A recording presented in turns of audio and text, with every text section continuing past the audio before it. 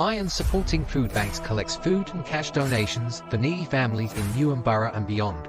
Please consider making a donation via their Just Giving page, the link for which you will find in the description section of this stream. Come on, you Irons! West Ham are massive, everywhere we go! West Ham are massive, everywhere we go! Everywhere we go! West Ham are massive, everywhere we go! West Ham are massive, everywhere we go!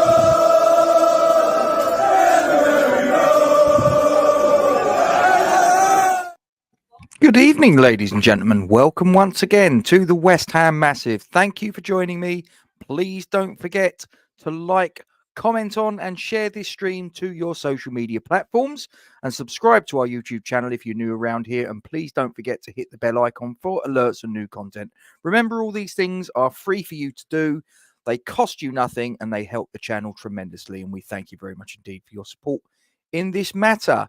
So, I scheduled this for 6 o'clock this evening. Then I scheduled it for 10 o'clock tomorrow morning.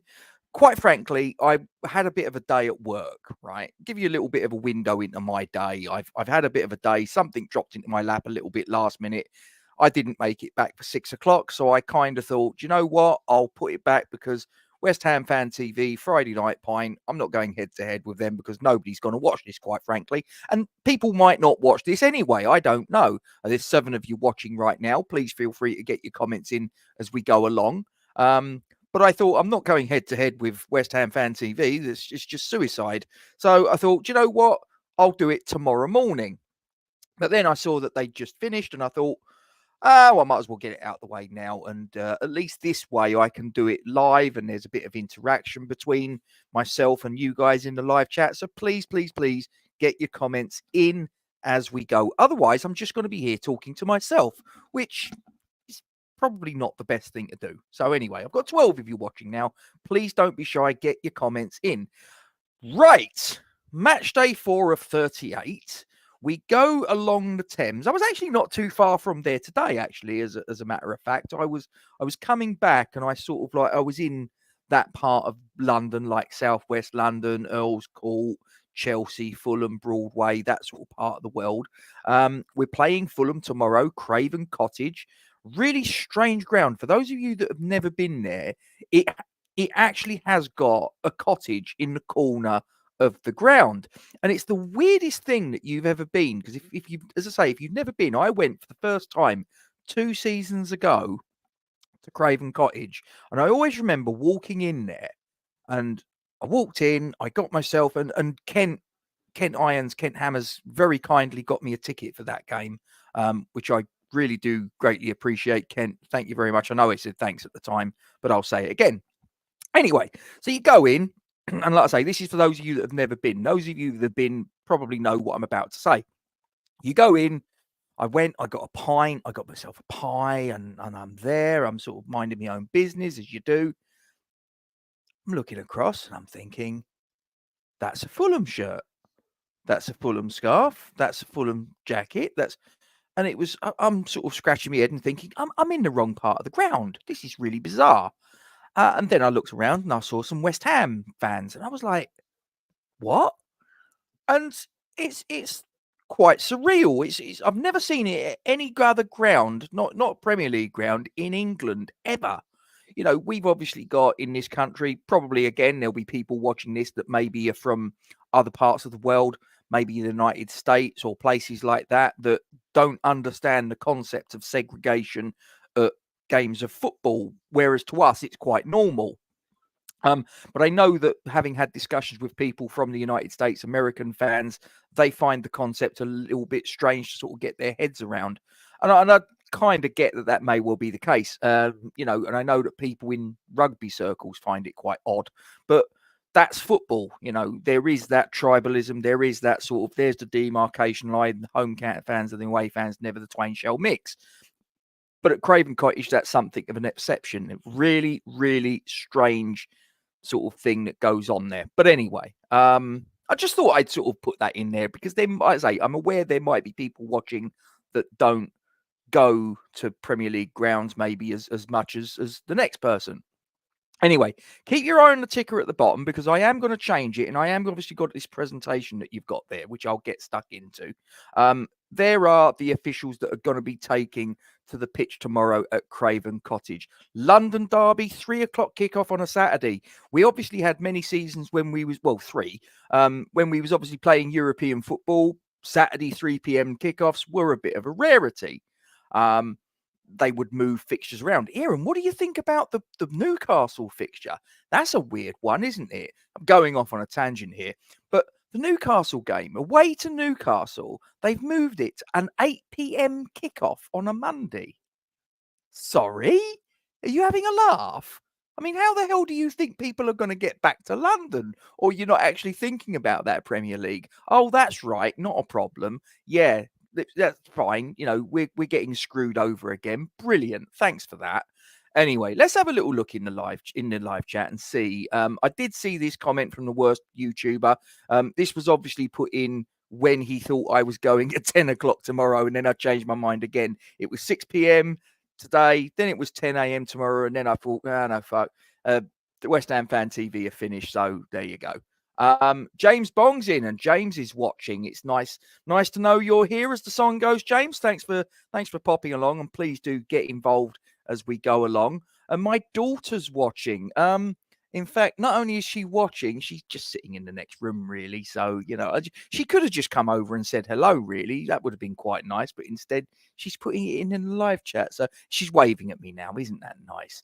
Yuha, hope you are well. We will get into that. We will, as I say, I've got this little presentation that I've put together for you.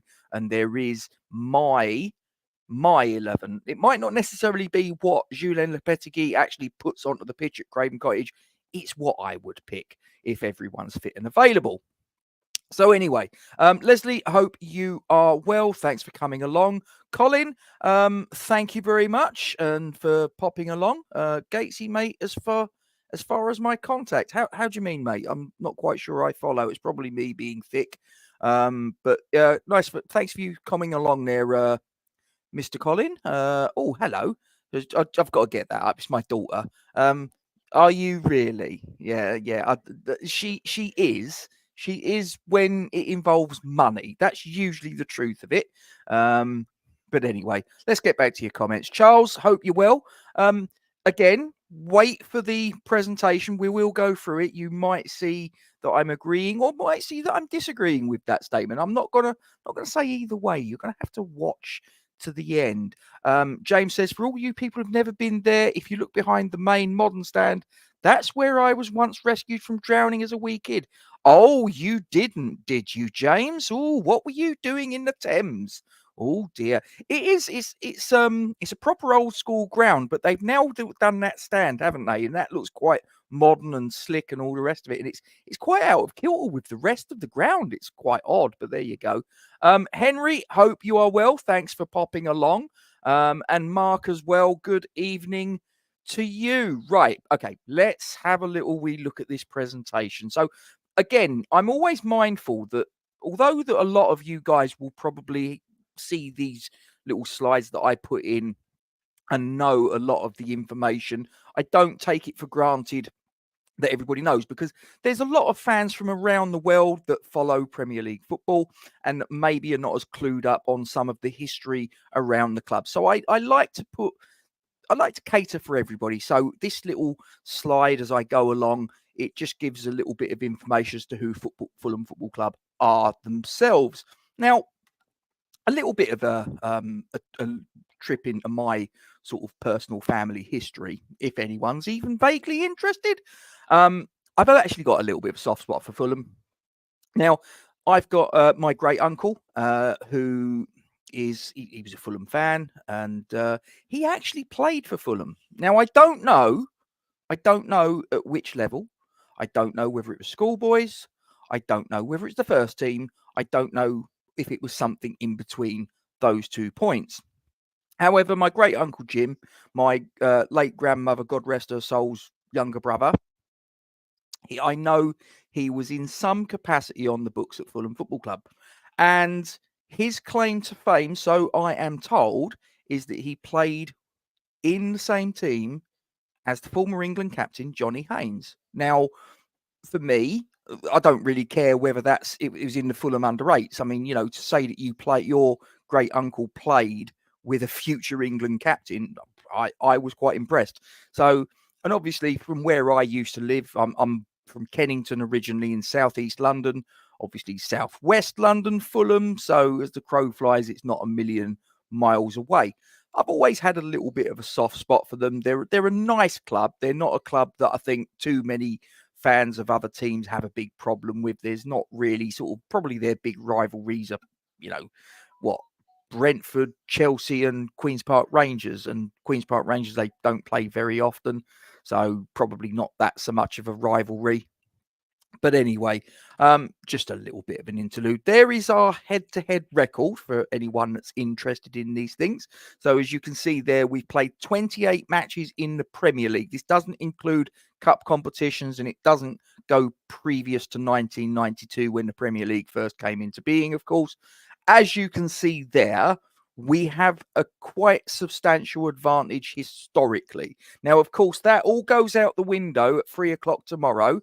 This is all very nice and it's a little bit of statistical information, but when push comes to shove, will it actually feed into the match tomorrow? No, because this is a completely unique situation. Two unique 11s who are, some of whom have never pulled on a West Ham or Fulham shirt against the other in a Premier League match before. Max Kilman's never played for West Ham against Fulham.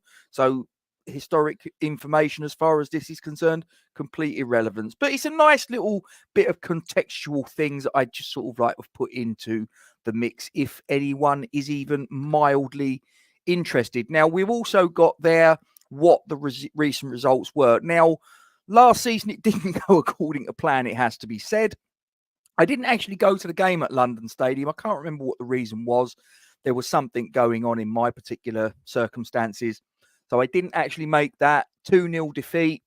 To be honest, it was towards the back end of the season. To be honest, by then, I'd probably kind of lost a bit of interest. I knew that David Moyes was going to be on his way, and we weren't having a particularly good finish to the season. We were getting rinsed quite regularly.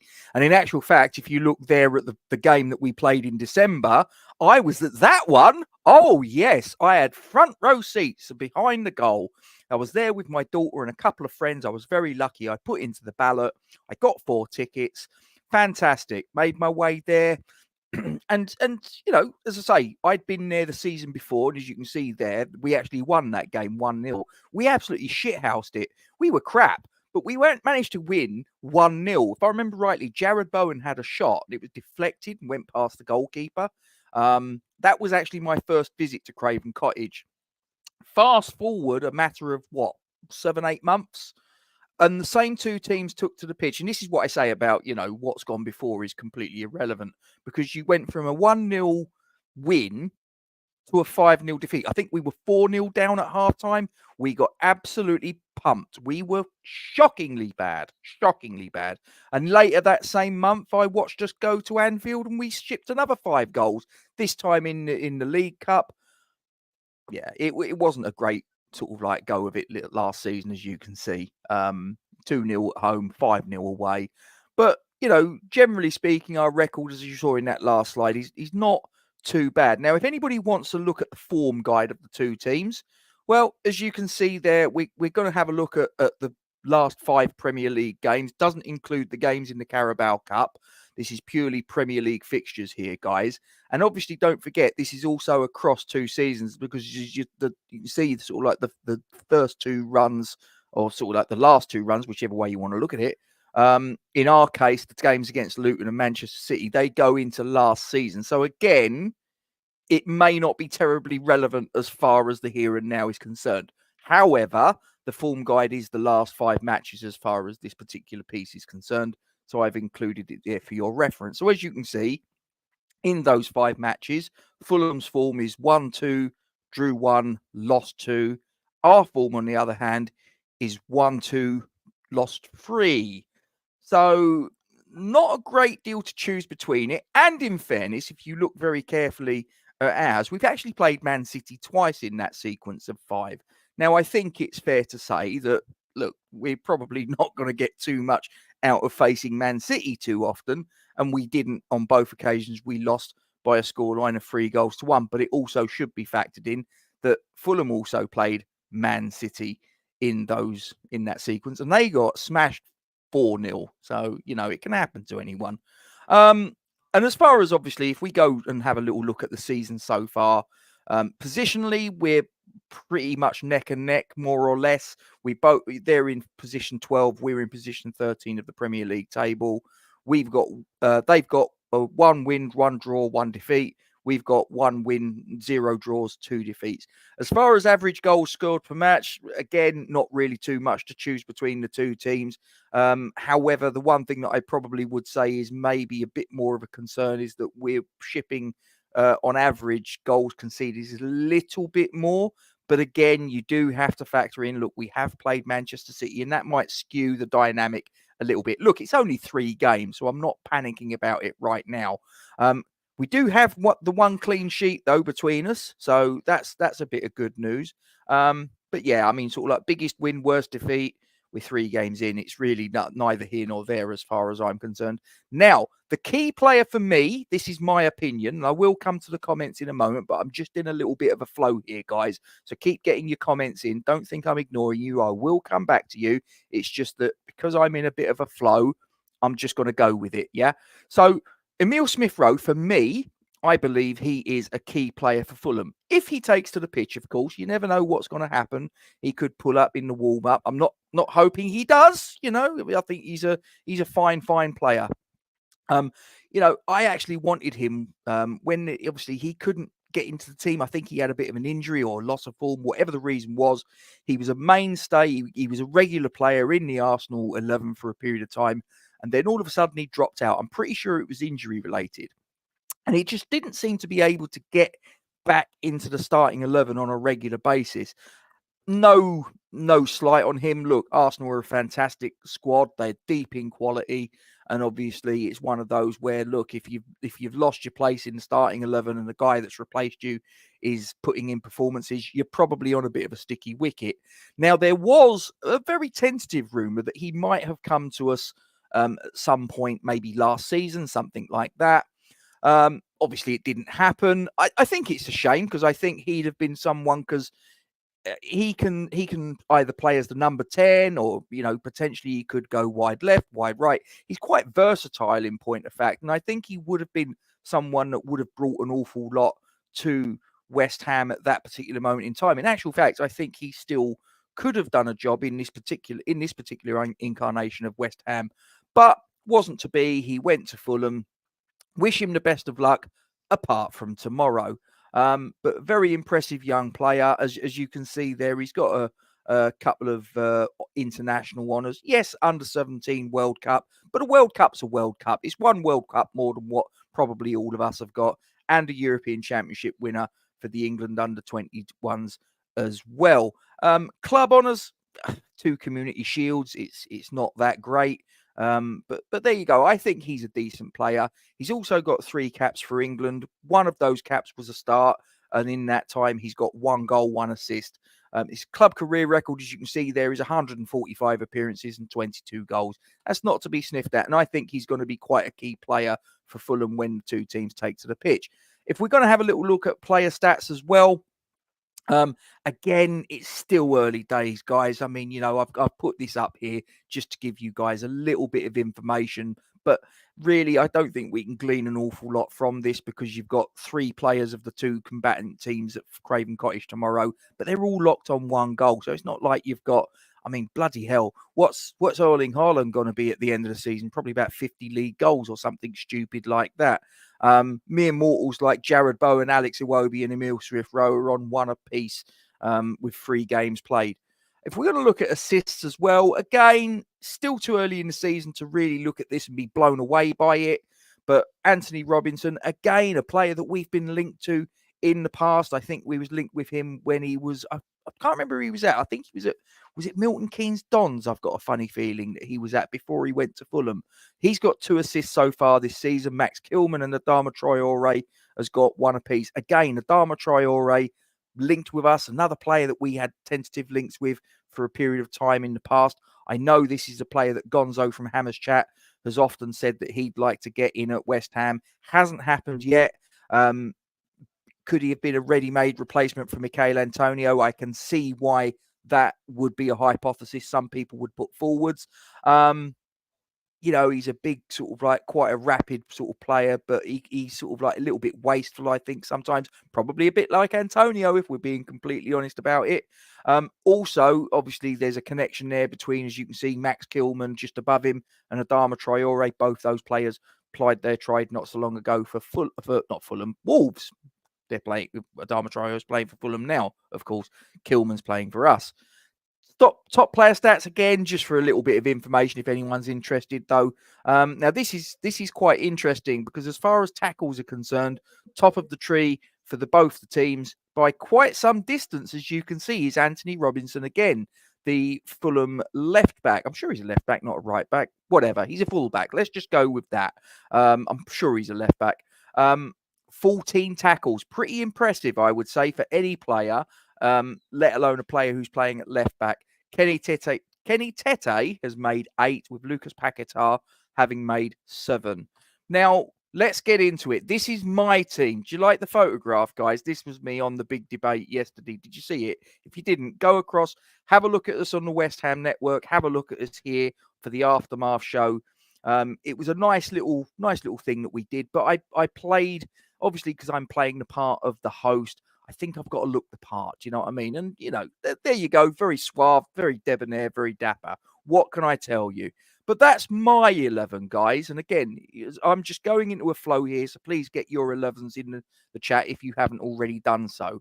So that would be my 11, assuming that Alphonse Areola is going to be fit enough to take to the pitch. I believe he will be. The other injury concerns that we've got are obviously Aaron Cresswell, who I'm not too sure he's going to be involved, nor will Nicholas Fulkrug, I don't believe, although there's obviously been the confirmation that it's not as much as a panic job as was reported a little while ago, where it was like, oh my God, it's Achilles, it's this, it's that, could be out for the season, this, that, the other. Actually, it's not so bad. It's just bruising. Just need to let it go its course. I personally don't think he certainly won't start, I'm pretty sure. Excuse me. I'm pretty sure he won't start tomorrow, but I just wonder whether he might be an option maybe for the last 10 minutes. Not too sure. It's one of those where I think if there's an element of doubt, probably the best thing to do is just leave him at home or in the stands. Just let him rest up and he can go again for the game that succeeds this one. But my team would be, as you can see there, and I would be going with a 4-1-4-1 formation. Why? Because largely that is the formation that the team have played thus far. And I think that because a lot of this team are still getting to know one another, I don't think I'd look to change the shape just yet. There might be times down the season yet to come where that might become something we might want to explore. But right here, right now, I think that now I would just leave things as they are. As I say, this is my 11. Might not necessarily be what the head coach goes with tomorrow. This is my 11. And again, I'm going to ask you for your 11. Not what you think Lopetegui's going for. What do you think? What would you go for if you was in the dugout, if you was the coach of West Ham United? My team would be Areola in goal, providing he's fit. I'd then go with a back 4 from left to right. Emerson, Kilman, Todibo. I think it's time for him to come in. No slight on Mavropanos. And Mavropanos is really unlucky that I would drop him out. And it's not me that's picking it. So he may well play tomorrow. We'll wait and see. But I would go with Jean-Claire Todibo. We've put a lot of faith in him. We chased him for quite a while. He's a player that we are committed to purchasing, providing there are certain stipulations that are met, certain waypoints that he's sort of like box ticking, whatever, and we tick all of them, and we're committed to purchasing him at the end of the loan. Right now, it is a loan, however, but I think it's time to bring him in and see what he's all about. Wan-Bissaka, absolute must. Between him and Kilman, signing of the season thus far. Still early days. I'm not going to break out the bunting, but on the basis of what I've seen, really top player, him and Kilman. In front, Edson Alvarez for me would be the shield. And as you can see, I have dropped out Guido Rodriguez. Again, is that harsh on him? Possibly. But Premier League football is quite unforgiving. And there is a method to the madness, because I have implemented on the left wing, as you can see there. I would also, as well as bringing in Jean-Claire Todibo, me thinking that it's time for him to be involved, I also think now's the time to involve Crescencio Somerville, our signing from Leeds United, Netherlands player. I think now is the time to give him a start in the Premier League, and let's see what he's all about. Let's see if he can really roast the opposition right fullback, turn him, twist him, and supply the bullets for the striker, and maybe even be able to sort of get a goal or an assist himself, whatever. On the right, now I would move Mohamed Kudus over there. I think having him on the left has been to the detriment of the player himself. I'm not too sure that we've seen the very best out of him thus far this season. So I do wonder whether moving him to the right, which I believe would be a position that he would say himself he feels more comfortable on that particular side of the pitch. So let's see. Now's the opportunity that we can move him across there and see what he's all about. It's out of necessity, is really the truth of it, because I think that, as you can see there, the striker, I believe, is going to be Jared Bowen. You could turn around and make a case for Antonio, but I'm led to believe he came back from international duty late. So I'm not too sure whether he is in a condition to be able to play. Whereas I think Jared Bowen, who obviously, yes, okay, he was involved for England, but let's face it, the travelling that he did was not as great. You know, he only went over to Dublin for the game last Saturday. It's not like he went across to the opposite side of the world like Mickey did, you know what I mean? And then for the second game on Tuesday, well, he was in London still. So the travelling that he's done has been quite minimal in comparison to Antonio. And as I say, Antonio got in late. So that's why I think all those things and the injury to Nicholas Fulkrug mean that we're probably going to have to move Jared Bowen to play as the striker, which is why Kudus moves across to the right from the left. And then we've got the decision of who we play in central midfield. Now, there is an argument to be said that maybe Paquetá has not done enough to deserve a starting berth.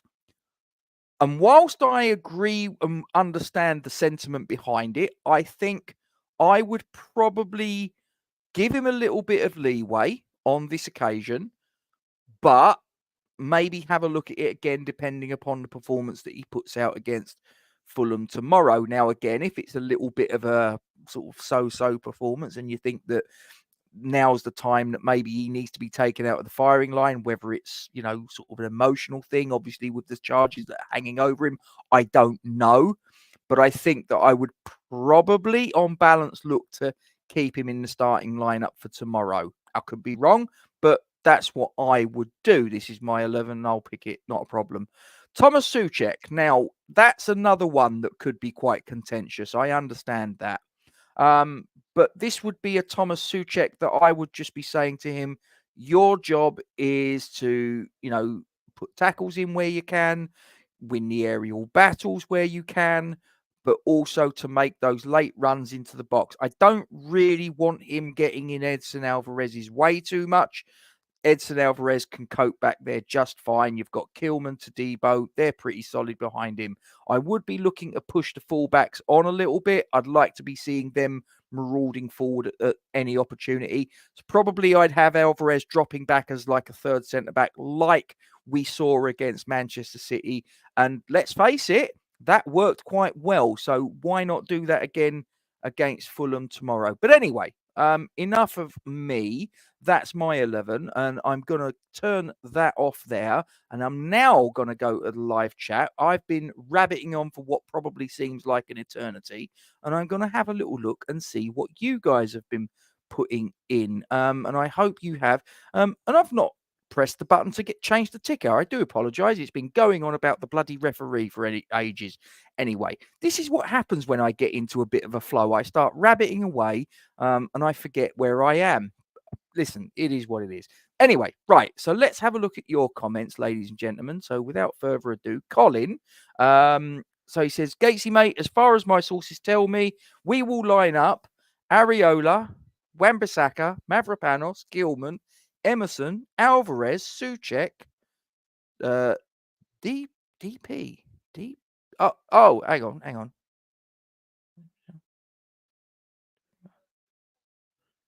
on. Right, okay. I'm trying to put it together. Hang on. DP. I'm trying to work that out. I'm trying to work out how you wrote that. Like I say, it's probably me, Colin. It's been a long day, honestly. So you got Paqueta left wing, Bowen as the 10. No, Bowen as right wing, and you've got Ings up top. Interesting. Okay, well, I'll be surprised if Ings plays. I really would, but we'll wait and see whether your sources are on to something.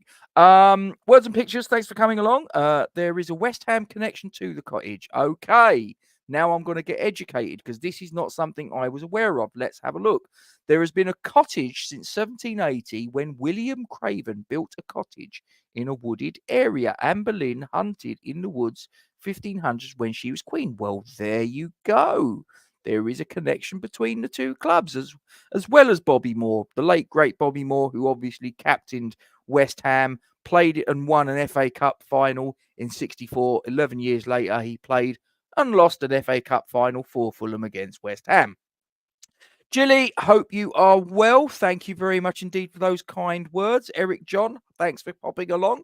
Thank you very much. Gatesy, evening, mate. Lost connection, cut into an advert, then cannot get connection back.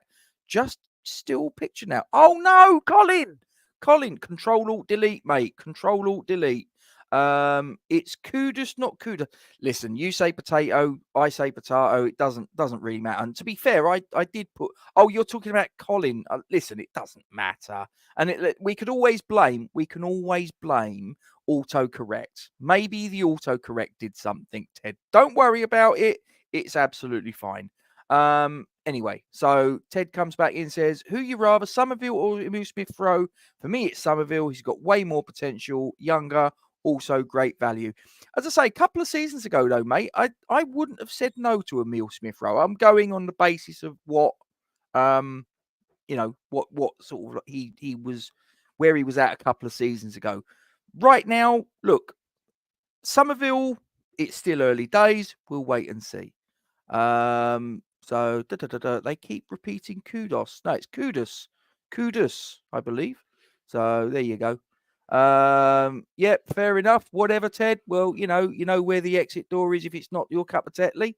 And we were linked with Traore. We absolutely were. So there you go. There you go. Kudus. And really, what's in a name? Yeah. Depends on how big Michael Antonio is feeling, on what my team would be. Oh, Vic, it's a nice tie. It's a lovely tie. There you go. Damien says, just wait and see. International breaks are so annoying. They do disrupt the flow, don't they? They do disrupt the flow. We'll just have to wait and see. And Vic says, it is you, not you. There, you tell him, Vic. You tell him. He might have buggered off now because I sort of, he's entitled to his opinion, but noted, but irrelevant as far as I'm concerned. So hopefully he's let himself out. Anyway, Charles, Soler in for Pack. It's one of those. I'm not quite sure. I think he'll be involved on the bench, but we'll wait and see. But I think that I would give Paqueta. Who cares? Pac-Man, Lucas, whatever. What's in a name at the end of the day? Who cares? We'll wait and see sort of what the manager says. But I would say that if it was me, I'd give Paqueta another go. But I would be sort of saying to him, look, mate, we've got a player in. He's on the bench. He's a decent standard player.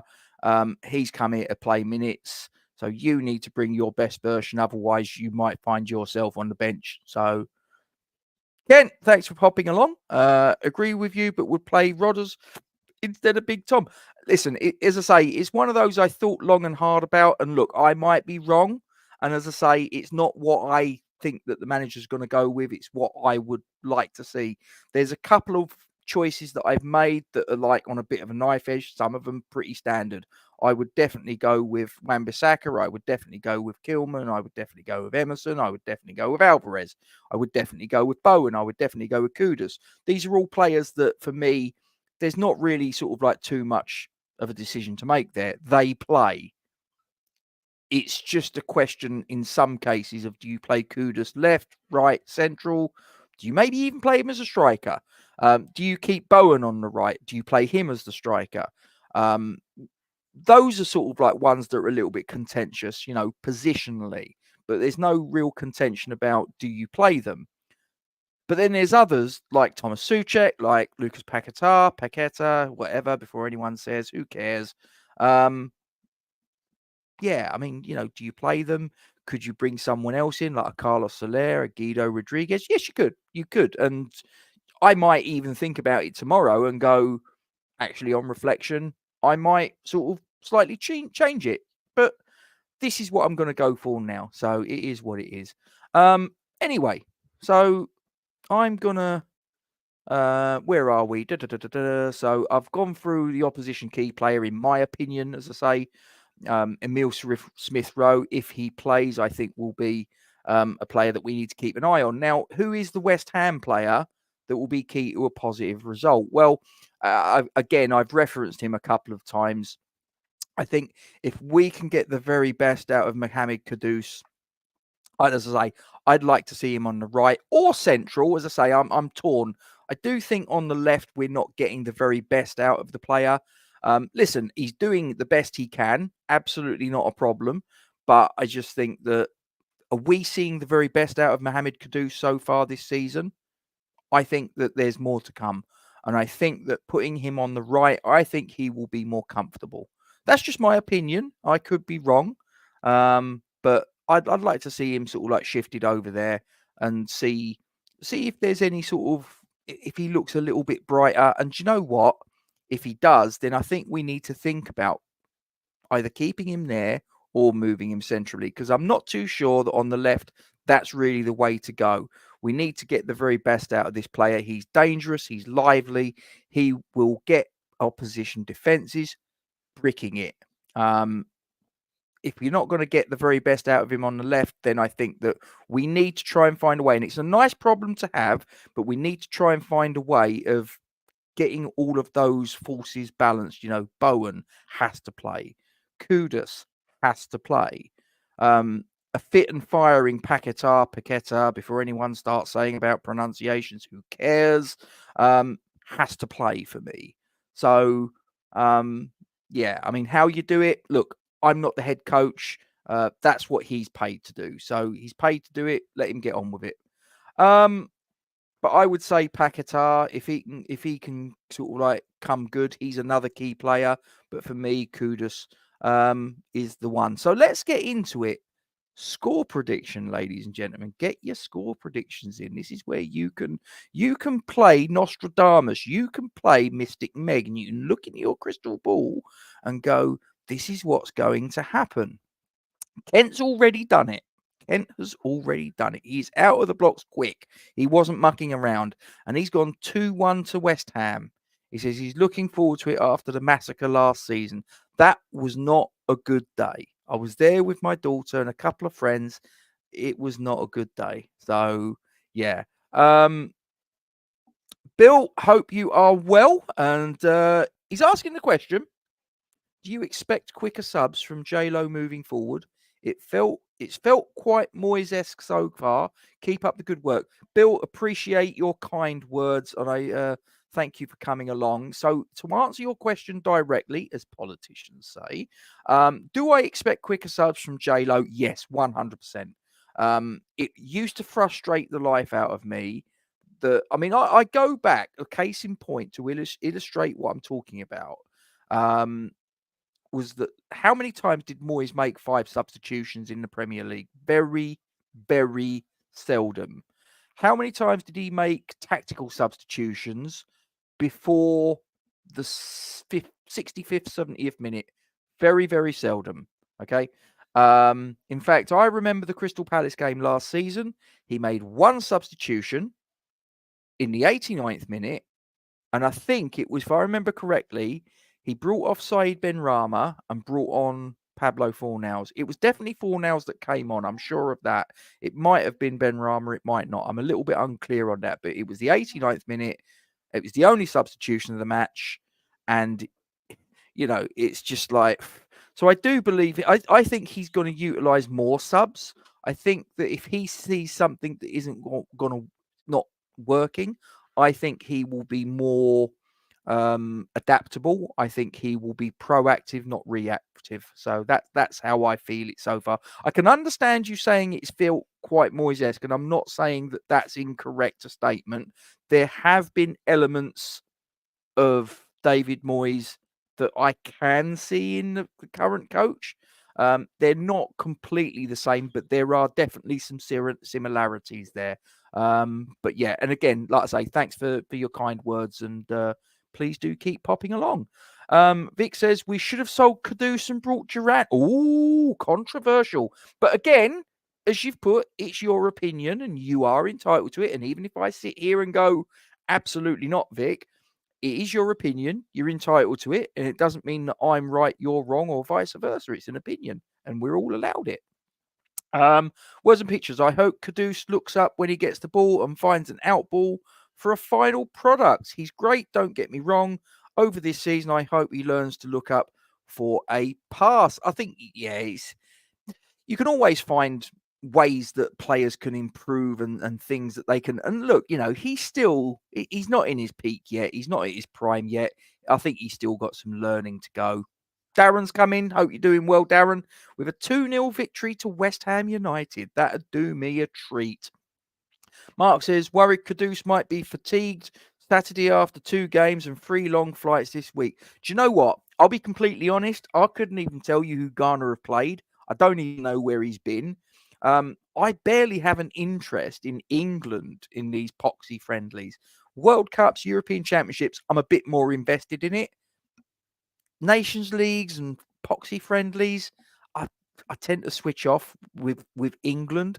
So, as far as any other team's concerned, I can't say I really study it that intently, to be brutally honest. I probably should, especially as far as the West Ham players are concerned, but I just don't. I'll be brutally honest. Bill comes in and says he reckons it's going to be 2-1 to the Cockney boys. Can't be bad, Bill. Hope you're onto something. Mark agrees and says that it will be 2-1 to West Ham, and he reckons it will be a Bowen brace.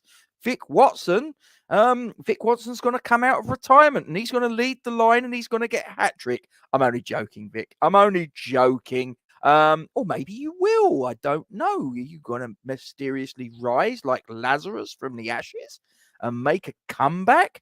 I mean, what was it you got? Was it sort of like 200, 300 odd goals for us?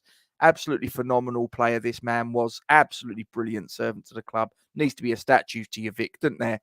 3-1. 3-1 to the Cockney boys. Can't be bad. Words and pictures. I need at least 0-3 to West Ham for personal revenge, as I have some Fulham fan friends.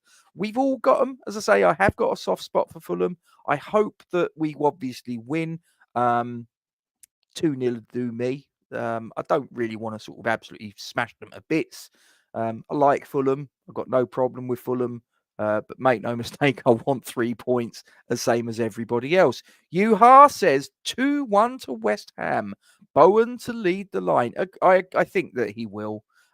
Yes, Ings could play, I guess. But as I say, I think Fulkrug won't be risked. I think Michail Antonio's done an awful lot of travelling and all the rest of it. And he came back late. So I'm not too sure he's going to be the one to be risked. Bowen's not really done that much in the way of travelling. He went over to Dublin, came back to London. Not really the end of the world, is it? James comes in and says, in the first stage of Lop's West Ham career, in the first 2 seasons, do you expect him to reach the dizzy heights of 6th and 7th, as in the Moyes regime? Interesting question, James. Do I expect it? No. I'm going to say my personal expectation. If we can do top 8 and do a deep cup run and play better football than we saw last season, and I know you've just asked about a position, but I'm giving you a little bit more meat on the bones because I can. Um, so I'm going to say top 8, and so long as we're pushing for Europe for most of that run, if not all of it, and if we just fall short of Europe, then that's fine. And look, let's be completely honest about it. I mean, is 8th that bad? I don't think so. I mean, I've seen West Ham down the years that have been nowhere near 6th, 7th, 8th. We've struggled against relegation for a lot of the years that I've followed us. So I'm quite grateful if we can get top 8. This is just my opinion. If we got top 8, I'd be very, very happy with that. Thank you very much. James comes in with a scoreline. He reckons it's going to be 3-1 to West Ham, 2 for Ings. So you think obviously you think he's going to play, because you've got him scoring a brace. But is that off the bench, I ask myself, James? Is that going to be him getting introduced as a super sub and getting a brace?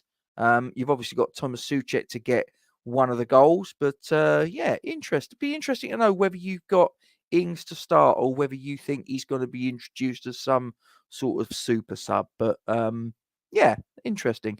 Anyway, listen. I really do appreciate the fact that you guys have come along. There's 26 of you watching right now. Now, look, before we all go our separate ways, right? It's coming up to it's 10:46 right now. Okay, let me just get rid of that banner. Right now, I know I always say it, right? But when you click on the thumbs up, right? Don't ask me how this works. I am not a YouTube algorithm expert, but there's something that happens when you click the thumbs up. It will trigger YouTube to filter the channel's content out to people that maybe don't even know we're even in existence. So doing that simple thing, and remember, it doesn't cost you a penny. We don't get your bank account details. There's nothing nefarious going on. It's completely all okay. So just put a like on it, and then maybe someone will see this that thinks that actually we're a channel that they might want to subscribe to, and maybe they'll hit subscribe.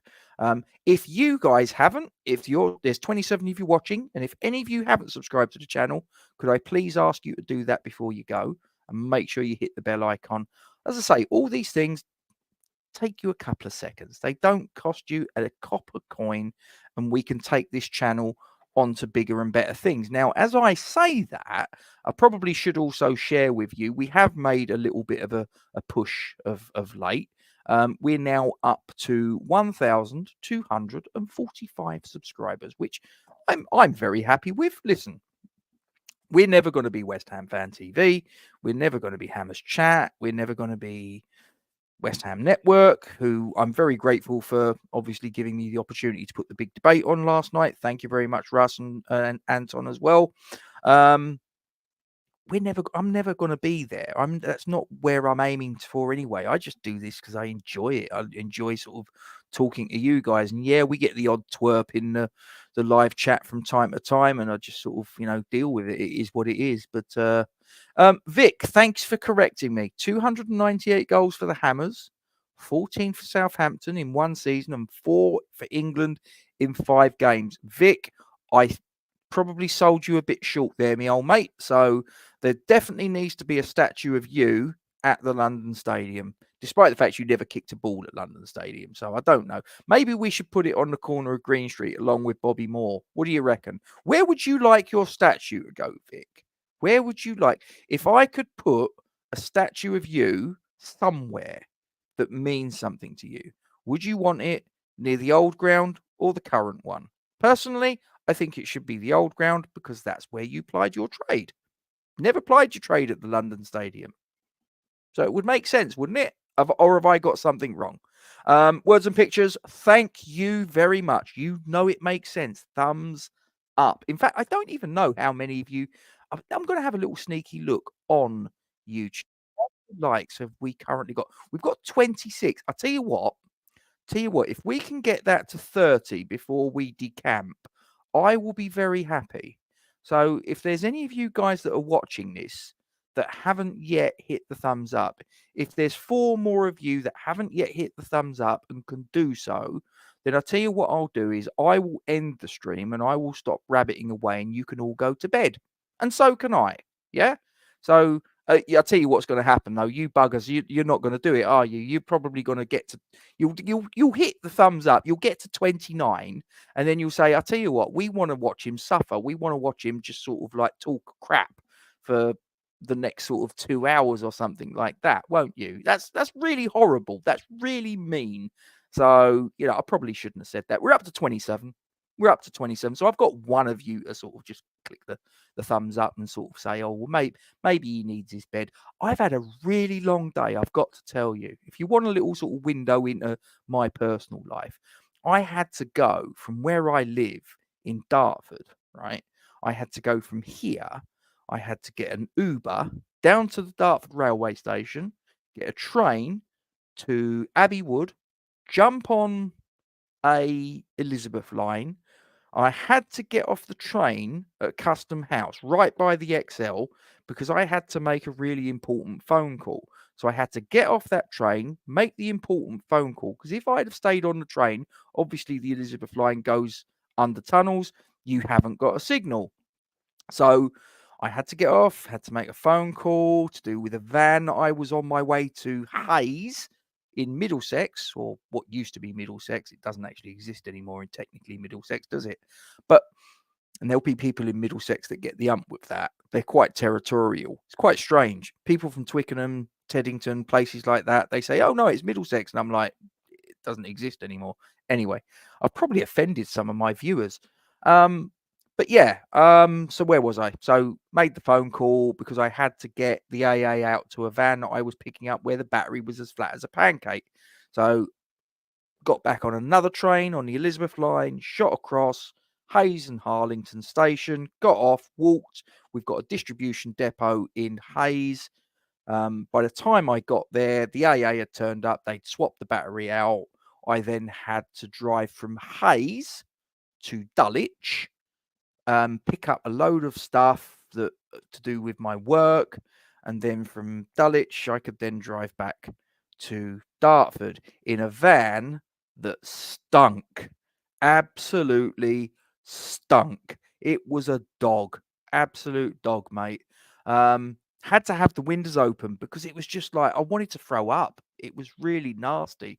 You're getting a bit more bang for your buck here, though, guys, aren't you? To be fair, because I'm talking about sort of stuff that has nothing to do with football. And if you find this mildly interesting, amusing, or anything like that, I'm still on 27 likes. Please, please hit the thumbs up, guys. I need to get to 30 before I can clear off. Help me out. Thank you very much, Words and Pictures. As I say, I'm happy with it. I know that it's as I say, I never started doing this YouTubing because I was going to become rich. I never did it because I thought I was going to become famous. I'm not Logan Paul or anyone like that. I just do it because I stumbled into it. It was something that I just thought at the time I thought this was dead simple. I thought you just talk crap into a webcam and you don't really need to do too much. Oh my god, I couldn't have been more wrong if I tried. But I enjoy it and I enjoy interacting with you guys. You guys are great. So yeah, as I say, it's a nice achievement, 1,245, but I always want to get that next subscriber to subscribe. So although 1,245 is great, I look at it and go, yeah, but it's not 1,246. So, that's just me. Jilly says she reckons it will be a 4-0 win to West Ham. Just saying. That would be tip top. I'd take 1-0. I really would. But that is a good scoreline. I'd take that. Yeah, I know. He got a bit. He's getting a bit excited, isn't he? 1,245. Nah, listen. Words and Pictures, James. Yeah, thanks very much. You're part of this journey as well. I appreciate you all. I really do. Charles comes in, says, I have been happy with the way that Loppy has played. More entertaining football. It's certainly more possession based. It definitely is a more possession-based game. I mean, obviously under Moyes, it wasn't unusual to get sort of 25 to 30% possession, which was quite tough to watch, I can't lie. So Lopetegui definitely sets his teams up to be more possession-based. There's no doubt about it. Yeah, you know it, Jilly. Come on, you Irons. Kent comes in, says, opinion, Rob, on Newcastle away being moved to 8 p.m. Absolute disgrace. Absolute disgrace.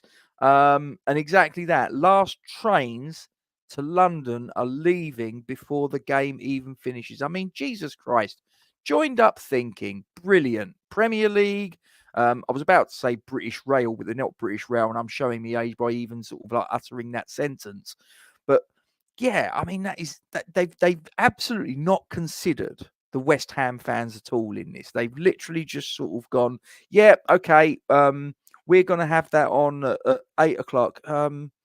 Yeah, who are they playing? They're playing West Ham. Yeah. Team from London. Yeah. 8 o'clock. Yeah, on a Monday. Oh, brilliant. What time the train? Oh, it doesn't matter. Let's just get the game on. Here's an extra couple of million. Oh, yeah, fine. Thanks very much for that. And off they go. Absolute joke, mate. Once again, the away fans are shafted. Absolute joke. Yuha comes in, says, don't end your I'll put my teeth back in, Yuha. What I could do is I could edit this bit out, but it's live, so I can't. So you've just seen me cock it up. So let's just go again and pretend it never happened. Don't underestimate how well you are liked, mate. Love your show and comments. West Ham till I die. Come on, you Irons. Mate, really means a lot to me. To see comments like that. Yeah, when there are times that this gets a little bit lonely and a little bit tough, I can't lie. So it's nice when I get sort of comments like that just sort of perk me up a little bit. It's really nice, and it's nice to know that what I do is appreciated by some. And like I say, I'm always going to get some turnip that turns up in the live chat, as was demonstrated a little bit earlier. And apologies for that. But yeah, so yeah, thanks for your comments. As I say, I really am blown away by it, you hard. I know you probably think it's just a simple comment, but it does mean a lot to me. So thank you very much. Vic comes in and says, in June 2010, a plaque honouring me was unveiled in Girton, my place of birth and death in Cambridgeshire. The company that I work for is in Cambridgeshire. And I don't know. I tell you what, I'm going to have a little look on Google Maps. I'm curious because I don't know how close that is to where my company's head office is. And if it is not that far away, then do you know what? I probably should really make a trip there, shouldn't I? I think I should. So I'm going to have a little look. Now, obviously, Cambridgeshire is quite a big county, so it may be nowhere near, but I'm just curious. My geography of Cambridgeshire is actually not that brilliant. Okay, so from where my head office is to Girton in Cambridgeshire, it's 58 minutes drive and 45.2 miles apparently. And I would normally go there. So I normally go M25, M11, A14, and then the A1M. So I'm just trying to have a little look here. Do excuse me, ladies and gentlemen. I know this is probably not terribly interesting to most people, but me rambling on. But I'm just curious. You know, when you sort of like you've got a thing that you're like, I just want to find out. Okay, right. So it's Hang on, Impington. Why does that ring a bell? Impington. I'm sure I've stayed there. I'm sure I've stayed at Impington, which is literally just next to. I'm looking on Google Maps, and Girton and Impington are next to each other. I've been to Impington. That rings a bell. I'm pretty sure I've stayed at the Holiday Inn there. I'll have to go and visit that, won't I? I really will. I'm going to have to check that out. I'm going to have to check out your plaque, Vic. I'm going to have to make a time in my day to go and pay tribute to where you were born and passed away. I'll bring some flowers. No, I'm being serious. I'm gonna have a look. I want to see that because that is Vic Watson, big part of West Ham's history, record goal scorer, say no more. Legend. And that word is bandied around too much in football, isn't it? People turn around and say, "Oh, this player's a legend, that player's a legend," and you sit there and you go, "They're nothing of the sort." And you've got no idea what the definition of the word legend is all about. You have absolutely no clue.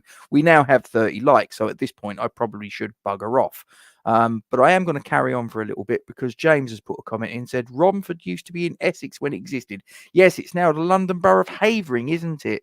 I mean, it's a bit like where I used to live. I used to live in Bexley Heath. Now, the postal address is Bexley Heath, Kent, but it's in the London Borough of Bexley. So it's only in Kent as far as the post office is concerned. In reality, I mean, my parents still live there and they can vote in the London mayoral elections and all the rest of it. I live in Dartford in Kent. So as far as the address is concerned, we both live in Kent, right? But I can't vote in the London mayoral elections, and I'm sort of 5 miles away, something like that. So, but there you go. These things happen. Where am I? So West Ham was in Essex. Yes, it was. It was. Until 1965. Do you know what? That's an interesting one as well, because as well as that, because this is not sort of like me talking as a West Ham fan. This is me just sort of like talking as a football fan and someone that's sort of interested in little sort of oddities of life. So there's this thing that's like you've obviously got Tottenham and Arsenal, the two North London clubs, and obviously I think they're playing this weekend. In actual fact, if I remember correctly. And the funny thing is that Tottenham fans turn around and say about Arsenal fans that they're not really from North London, they're from South London because they came from Woolwich. But the strange thing is if you know the history of the geography of London, what you'll realise is that Arsenal were a North London club before Tottenham were, because back in the day, Tottenham was in, now was it Hertfordshire, Middlesex, or Essex, or whatever? The boundaries changed, didn't they? And I think it was probably around 1965, as Vic Watson's put on there. So yeah, they at the time that Arsenal moved to Highbury, that was North London, but Tottenham wasn't North London at that point in time. It's only when the boundaries changed that they became part of North London. So it's a real funny thing.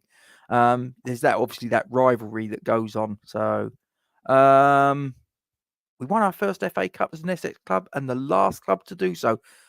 Brilliant. Yes.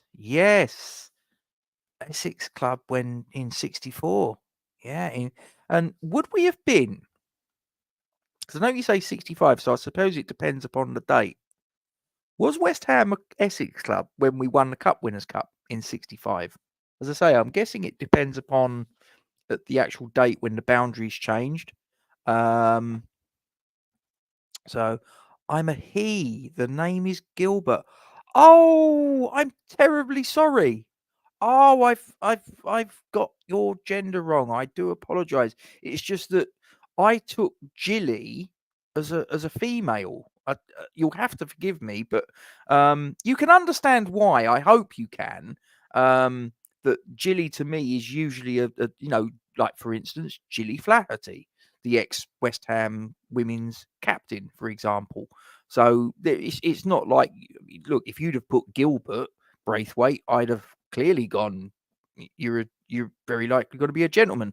So I do apologise if I've caused any offence. Hopefully I haven't. I mean, you've got a laughing emoji, so I'm guessing you took it well. James says he was talking about Romford. Okay, fair enough. Girton, 5 miles from Cambridge. I'm sure I've stayed at Impington, which is, like I say, I've looked on the map, and Impington, I'm sure I've stayed at the Holiday Inn there. In fact, I'm bloody certain of it.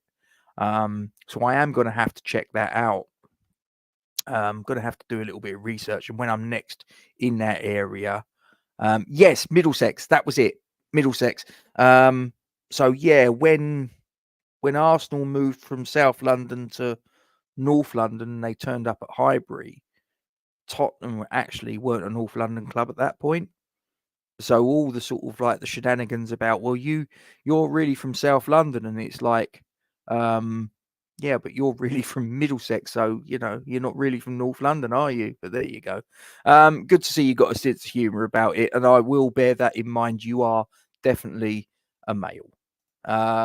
Vic says no. Newham was created on the 1st of April, 1965. What was the date of the Cup Winners' Cup final?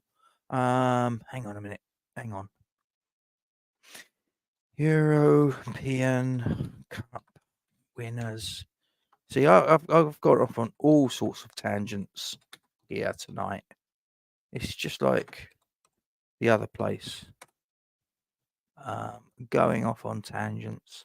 Why have I put European Cup Winners' Cup 1965 and it's brought up about bloody Real Madrid? What is that all about? Right, here we go. Right. Where's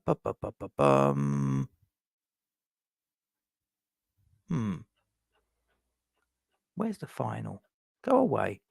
Hang on, I'm scrolling down, guys. Do bear with me. I'm just curious. I like these little 19th of May. Right, so the European Cup Winners' Cup final was the 19th of May, 1965, whereas the boundary changed on the 1st of April, 1965. So therefore, we was an Essex club when we won the FA Cup in 64, but by the time we won the European Cup Winners' Cup in 1965, the boundary had changed and we was at that point a London club. That's really interesting. And yeah, the West Ham Football Company also has April the 1st as its birthday. That probably explains a lot. April Fools, like, oh no, it should have had it someone else. Yeah, got their words and pictures, 19th of May, 1965. Yeah, wonders of the internet. Right, okay, I did say I was going to clear off when we hit 30 likes, didn't I? And I'm going to refresh that. We've actually got 31, so I've actually got more than I asked for. But yeah, as I say, it's just these interesting little sort of factoids. It's sort of like, it doesn't really take us anywhere. But yeah. Colin says, always like your show, like your forthrightness and straight from the heart, just like me, been in support for 56 years. Listen, what I say, people won't always agree with. But it is my opinion. What I say is what I believe, and what I believe is what I say. But I'm always open-minded enough to say that my opinion isn't that a universal fact. It is my opinion. And I hope that people appreciate that. And look, if anybody that's in the live chat, and if one day, Colin, you say something and I disagree with it, or I say something and you disagree with it, hopefully we're both adult enough to go, look, at the end of the day, it's an opinion and it really doesn't matter. And you're allowed, you can have as many opinions as you like that I disagree with, and vice versa. But, we can appreciate each other and, yeah, just be sort of grown-ups about it. Simple as that. But appreciate your kind words. As I say, it really is appreciated. So anyway, look, I'm gonna bugger off. So I've been going for an hour and 8. I've had a really, really good time with you guys. As I say, just had one idiot that jumped into the live chat, so he's buggered off now. As I say, I don't understand why people do that. Again, I'm going off on a slight tangent, but it does kind of frustrate me, right? It's a bit like turning on the telly and then just sort of like watching what is a load of crap and doesn't really interest you, right? But you sit, instead of turning it over, which is what you should do, right? You sit there and you watch it and you moan and groan and gripe and you'll sit there and watch it for 20 minutes. And it was like that idiot that jumped in earlier. It's like, look, mate, if you think that I'm a dick, and if you think that what I'm talking about is nonsense and this, that, and the other, and this is not the place for you, do you know what? There's plenty of other things on YouTube that you can watch. So just go and watch that. Don't sit around here and sort of like whine and bitch and moan and gripe. All you're doing is you're just sort of like making yourself look like an absolute twerp. Yeah? Just go. You don't need to announce you're sort of like that you're here. You don't, if you've got nothing nice to say, don't say it. Just close the door on your way out. Don't return. Not a problem. if you enjoy this, if you think that you can sort of, you can stand what I say and you can sort of get on board with it, and even if we disagree, we can sort of come to some sort of compromise and sort of understanding, that's fine. But just, if this isn't good enough for you, if this is not your cup of tetli, other things on YouTube, go and watch that. Don't sit here and sort of moan and groan about it. Yuha says, bring on Fulham, can't wait. Yeah, come on, let's do it. Come on. Can't wait for 3:00 tomorrow. Cheers, James. Thanks for popping along, mate. Do appreciate you coming along. Nick Knack, Southampton fan, down there on the south coast. Only just got here, sub to the channel. Oh, brilliant. Thank you very much. Hit the likes up to 31, and now you get, look, I've got to get my beauty sleep, mate. I should have been in bed. I'm getting too old for this. I'm getting too old. I'm going to be 50 in, oh God, about 15 months. Isn't that a scary thought? In about 15 months, I'll be 50 years of age. I need my sleep, mate. I need my sleep. But you're the one that made it 31, so I appreciate that. Thank you very much. And yeah, look, Southampton, good luck to Southampton. I think it's going to be a tough season. I mean, I got one of my good mates at work. He's a massive Southampton fan. He's been a lifelong fan of the Saints, and he knows that it's going to be a tough gig. I think that possibly your manager might have to be a little bit more pragmatic and change his sort of way of playing. But I think if he's got it set in his mind that he's not going to, a bit like Vincent Kompany last season with Burnley. Look, get that you've got certain principles, mate, but at the end of the day, you want to keep your team in the Premier League. So, sometimes a little bit of pragmatism is in order. But I hope that Flynn Downs, I mean, he's a player that I admired greatly. I think he was a little bit harshly treated in some respects, but I think he's got a good opportunity. So, yeah. Colin says we win 5-1. Brilliant. I hope you're right, mate. I tell you what, if we win 5-1, right, if we meet and look, you're at an advantage, Colin. You're at an advantage because, quite frankly, you know what I look like, right? Because here I am. I don't know what you look like. So if you ever see me at London Stadium, just sort of milling around, don't be scared. And the same goes to any of you guys, yeah? If any of you guys see me milling around London Stadium, if I'm on my own, if I'm with me kids, whatever, please come up and introduce yourself. Because as I say, you guys are at a huge advantage to me. You know what I look like. I don't know what you look like. But please, if you want to come along and introduce yourself, and we'll maybe sort of like have a 5-10 minute chat, whatever. I might even get you a beer. You never know your luck. I wouldn't go that far. I wouldn't go that far. I'd probably take slightly above average, and I'd probably go with that. But if you think it's excellent, Eric John, it is not for me to say you are wrong, and I appreciate the very kind words that you come out with. Appreciate that, Nick Knack. Who have you guys got? I'll tell you what. Let me have a little look. I don't even know who Southampton are playing, so I am gonna. Oh, home game against Man United, 12:30 kickoff. Oh, now that could be quite an intriguing contest. That really could. I'm a young whippersnapper. I don't feel it, Yuha. I really don't. My left knee is in bits. Was always going to be a tough season. Same, yeah, exactly that, Nick. I think if you can just once game 38 is done of the Premier League by one goal, if it is, so be it. But if you can find yourself in 17th place once you're at that point in the season, you have done very well. You never know. I mean, if you rinse them, it could happen. Oh, James, come on. You're enjoying it, really. You're still there. I'm entertaining you, aren't I? Yuha says, I'm 62. Wow, you're doing well. You're doing well. You must moisturize. I remember watching us win against Arsenal in 1980 at midnight here in Australia. Now, do you know what? Am I right in saying that Yuha Lipala, and I'm assuming that is your real name, is that a Scandinavian, isn't it? That's a Scandinavian name. Is that? It's not Norwegian. It's not Swedish. It's not Danish. I don't think it's Icelandic because Icelandic's normally son, isn't it?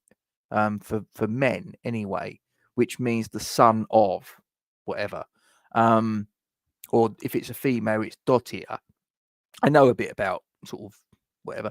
I'm pretty sure Juha Lepala, if that is your real name, you're Finnish. In fact, you've just confirmed it. You've just confirmed it. I know a little bit about sort of surnames and stuff like that, and sort of where surnames sound like they're from. I did think it was Finnish. Well, that's yeah. So you're a Finnish national living in Australia, and you've been there for a while. Because as you say, midnight here in Australia, and you was in Australia in 1980. Bloody hell! So do you still have the Finnish accent, or do you now sound like that, mate? Because my sister-in-law lives in Australia. Now she went there about 10, 12 years ago. And bear in mind that she was born and brought up in Ilford, in Essex / East London, whatever. She sounds proper Aussie, mate. Proper Aussie. She's like, it's funny, sort of like she'll talk to my sister on WhatsApp or whatever. In fact, she came over here earlier this year, and I think she just started to sort of lose the Aussie little bit as she was here towards the back end of her time here. But it's funny, sort of like, because she'll be talking away and she sounds like a proper Aussie now. And I sort of turn around and I say, "Oh, you've gone native, Jackie." And then she'll get all defensive sort of thing. And then she'll try and put on her London accent again. And I'm just like, no, you've gone native, mate. Will I be at the Ipswich game? I take it that's aimed at me, Darren. Yes, I believe I will, unless something happens that I'm not expecting. Yes. Yeah. Gilly says 1-0 to the Saints. Ooh, could be. Colin says, trouble is, mate, cannot attend football games anymore. I'm sorry to hear that, mate. I'm full-time carer living for my friend. Sorry. That is really, that's not good. Look, it's great what you're doing. If I had a hat on, mate, I'd tip it to you. To care for anyone is like, well, I remember I've seen it with my own eyes with my late grandmother. Yeah, what you're doing there, mate, that's more than just a friendship. That is superb. What you're doing, top. What can I say? I'm sorry to hear. Obviously, your friend's got the problem, the issue that means that you've got to do what you've got to do. But the fact that your friend has got you as a friend to care for them, they couldn't have a better friend. It's as simple as that. So hang on. Well, sorry, I clicked on that one, and then it happens sometimes. You go to click something, and in that split second before your index finger actually hits the button, there's another comment that comes in, and it sort of disappears up. So I did say I was going to bugger off, didn't I, when I hit 30 likes? And I know I got 31. I maybe have got an extra 1 or 2 by now. I don't know. Let's have 33. Bloody hell. My cup runneth over. Fake fan, says Roy. No fake fans here, hopefully. Kent says, Rob's a nice bloke, very knowledgeable bloke on footy. Have a chat with him if you see him. Listen, Kent and I have met a good couple of times at the football. He's a great guy. As I say, he helped me out with Fulham tickets season before last. So yeah, look, I know what I know about football. I don't profess to be the sort of font of all knowledge. I can always learn. I get things wrong. None of us are perfect, but I know what I know. I love me football, love me West Ham. And as I say, if any of you guys, you obviously know what I look like. Unless we've met before, I don't know what you look like, but don't be scared of coming up to say hello to me if you ever sort of like cast your peepers on me at London Stadium or anywhere, just sort of introduce yourself. It'd be very nice to spend some time with you. And it's very nice of you to say that as well, Kent. Appreciate it. No accent, very Aussie, came here in 69. Ooh, so you have been there a good while. You have still, but you can still speak the Finnish language. Well, it's your native tongue, mate. You know, you might have been out of Finland for a good while, and I'm sure you love Australia and all the rest of it. But you know, you are what you are, and I'm sure you're proud to be Finnish as well. He's not Finnish. He's 28. That's Talk Sport, wasn't it? That was what was it? The Rangers, Saints. Oh, who was the bloody goalkeeper? Antti Niemi. That was him. I don't understand why Antti Niemi is not playing for Scotland. Scotland? Hey, why is he not playing for Scotland? He's a great goalkeeper. He's Finnish. Finnish? Yeah, he's Finnish. No. He's not finished. He's 28. Honestly, if you don't know what I'm talking about, it's a clip from Talksport from years ago. I think it was Arthur Albiston, the former Man United and Scotland player. So yeah, really looking forward to the foregoing season. Intrigued AF. Come on, you irons. That's the one. Talk sport clips. Yeah. Sorry, James. I will go. I promise you. But you guys keep coming in with more sort of stuff, and I feel like I owe it to you to sort of click on them. Carers Angels, big love to your friend. Exactly that, mate. Yeah, and what you're doing. Oh, yeah. Okay, that is not good. That is, yeah. I mean, Colin. Again, I don't have the words. You know, horrible condition. Horrible condition. I've seen that unfold, and it's you lose a little bit of them every day, and every now and again you get a little bit of the old sort of person back. They'll have a little sort of recovery of sorts, you know, where they might remember things with a bit of clarity, and then it's gone. Horrible to see. Even a professional that is true, Nick Nack. That is absolutely true. So if I can talk that language more often than not, then I'm just doing what the pundits do, right? Trouble with dementia is every day. Trouble with dementia is every day you find out you have dementia. Okay. Yeah. I mean, I've seen people up close with it, Vic. It's not a nice thing to see, mate. It really isn't. It's horrible. Must have been a spoof, that surely. What the you talked about the anti-namey? No, I think that was genuine. I believe so. It's not as funny as the Bob Monkhouse clip though. And if any of you guys don't know what I'm talking about, go onto the internet and just search Alan Brazil, Gary Bushell, Bob Monkhouse. If you put those three names into a search, I'm sure you will find it. And basically, what happens is Alan Brazil asking Gary Bushell about how Bob Monkhouse is, despite the fact that Gary Bushell had said that it was a Bob Monkhouse tribute night or something like that. Now, I would have thought that would have been a clue to Alan Brazil. But the thing is, let's face it, Alan Brazil, early in the morning, he's probably been out the night before and had a couple of bevies. He was probably not paying attention, really, if we're being honest. And he turned around and said, "Oh, what's Bob's health like these days, then, Gary?" And there was this pause, this stunned silence, that probably lasted about 5 seconds. And all of a sudden, you heard Gary Bushell go, he died like 2 years ago or something like that. And it was like, you know, and he turns around and he goes, I heard 2 different versions. It's like, oh, the one where he's dead and the one where he's alive. So yeah, no, it's the one where he's dead, mate, you know.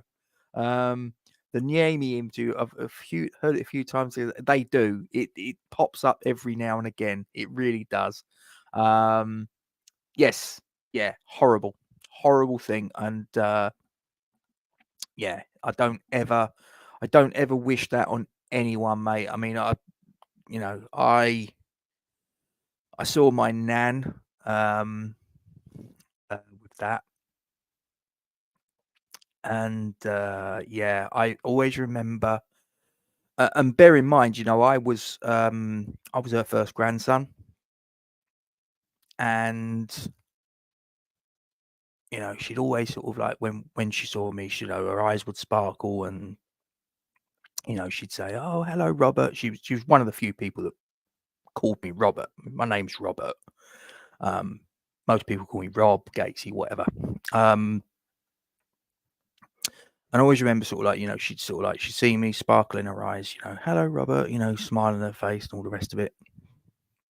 And always remember the day that I knew that I'd lost her as such. I went to see her in, where she was, and she just, I walked in, I went, hello, Nan, and she just looked at me like I was just, just another person. And she's sort of like, all right. And I was like, I knew she's gone. That's yeah, that's that. It's a horrible thing, mate. Horrible. And yeah, just stay strong for your friend, mate. You're doing a marvelous thing.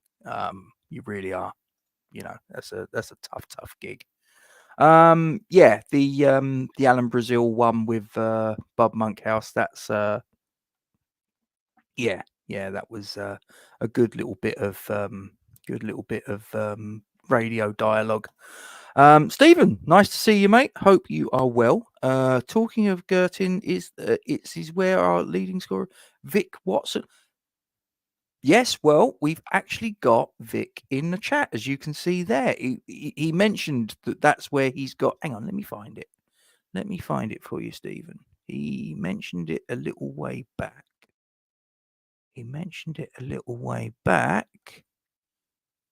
There it is. That one there. And what we found out, Stephen, because I thought to myself, well, the company I work for, the head office, it's in Cambridgeshire, it's in Peterborough. And I thought to myself, well, where is that in relation to Peterborough, Girton? Had no idea. So I went onto Google Maps, and it turns out it's next to a place called Impington. And I thought to myself, that sounds familiar. And Impington, I'm sure I've stayed there. I'm sure I've been to the Holiday Inn there. So I'm going to have to make a point of going and seeing the plaque that Vic is talking about there. Because let's face it, Vic Watson, West Ham legend.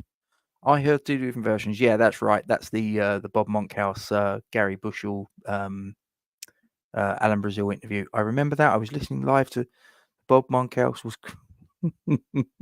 Yeah, I don't think I listened to it live, but I've certainly heard it many times since, and it's something he's never lived down, has he? Was he? Wow. Okay, so Vic Watson was a friend of your dad. Ooh. Did you ever meet him? Did you ever sort of just be very interested to know that if he was a friend of your dad, there's obviously a fair chance you might have met him a couple of times. So, what was he like? Was he, because I guess sort of being a footballer of a bygone era, he was probably someone that, was quite humble. Wouldn't have been running around in a Ferrari, I bet. He probably would have been someone that was quite sort of low key, I would guess, perhaps. But yeah, I certainly think that there should be something to commemorate Vic Watson. But I just wonder whether it should be at London Stadium, given that he never played a game at London Stadium. So I think that there should be something. I mean, look, you could probably have, I don't know, and there may well be at London Stadium like an executive box called the Vic Watts Suite or something, like Vic Watson Suite or something. I don't know, but certainly I think there should be something round about where the old bowling ground used to be. But yeah, so Stephen says my bugbear should be oh, you've literally just said what I said earlier and what I've just been saying. My bugbear should be a statue of Vic outside the bowl or a stand named after him. Yeah, as I say, Stephen, I'm not 100% sure it should be at London Stadium because he never played there. But then I suppose you could turn around and say, if you apply that logic, then probably the statue of Bobby Moore and the the lads lifting the Cup Winners' Cup in '65 shouldn't be at London Stadium either, I guess. So and yeah, I don't know. I mean, there definitely should be something to commemorate. I mean, he's your all-time leading goal scorer, for goodness sake. It's like if you're not going to commemorate that, then something is drastically wrong, I would suggest. Matt says another classic radio F up is John Invitail with the rose. Did he really say that? Oh, I'm gonna have to look for that. I am gonna have to look for that. That I can't know that and not. I'll tell you what. Let me have a look. John Inverdale. Rose. Now it's come up rose tinted glasses. Dare I? Let me have a look. Oh, he doesn't, does he? He doesn't. Does he really? Hang on.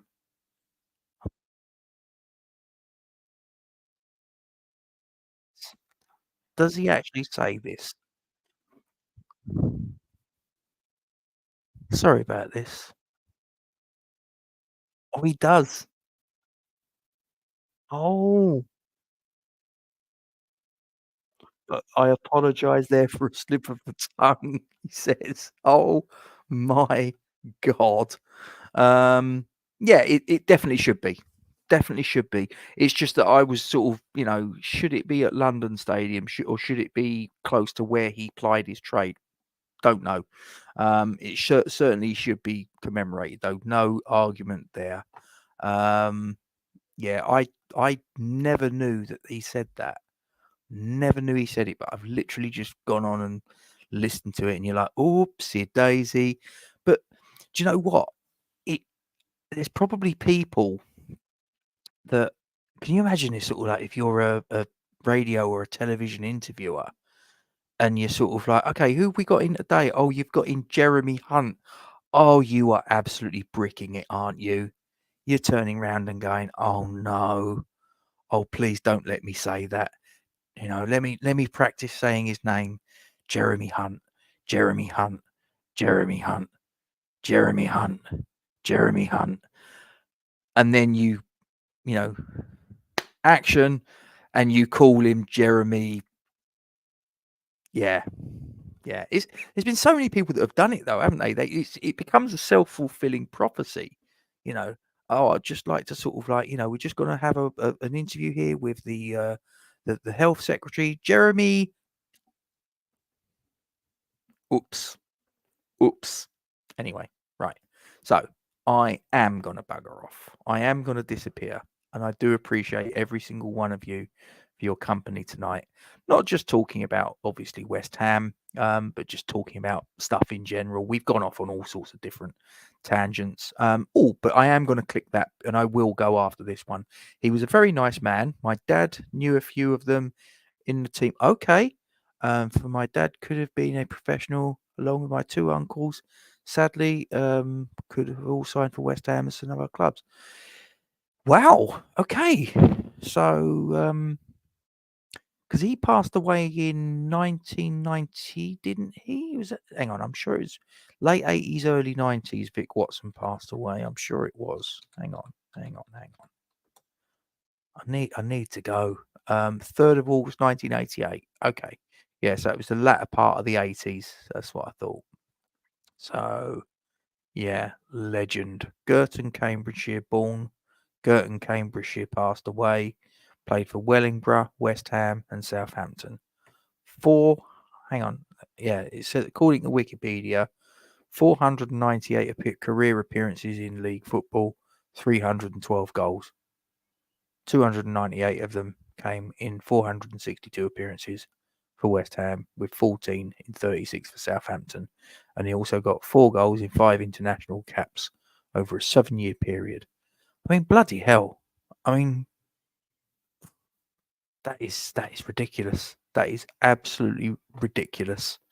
Yes, indeed. I am going to go. And I appreciate you all. And as I say, if you haven't, please don't forget to like, comment on, and share this stream onto your social media platforms, your Facebook, your Twitter, your YouTube, your Instagram, all of that. If you're new around here, make sure you subscribe to this YouTube channel and hit the bell icon for alerts of new content. And then when we go live or add any sort of other recordings, you'll be notified straight away. And remember, all these things are free. You don't get charged for any of these things.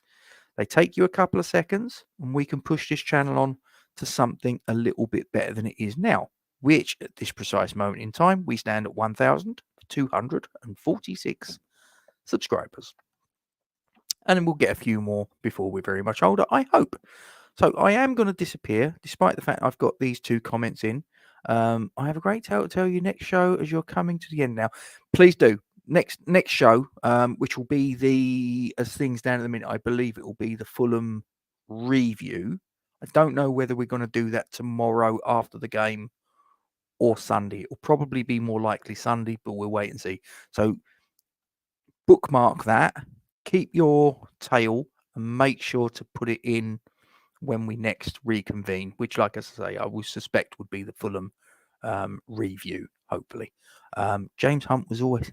Yes, that was another one that you had to be careful of. Anyone with a surname Hunt, you don't want to be interviewing them, do you? You really wouldn't want to interview them. You too as well, Colin. You look after yourself and look after your mate as well, yeah? So I am going to hit the usual buttons and ask you guys to please don't forget to give your support, if you can, to the Iron Supporting Food Banks charity, who do some amazing work, ladies and gentlemen. You know, John Ratomski, he's absolute, he is a legend. Yeah. If you can, give them your support. Come on, you Irons. And I'll see you next time. Thanks for your company. Iron Supporting Food Banks collects food and cash donations for needy families in Newham Borough and beyond. Please consider making a donation via their Just Giving page, the link for which you will find in the description section of this stream. Come on, you Irons.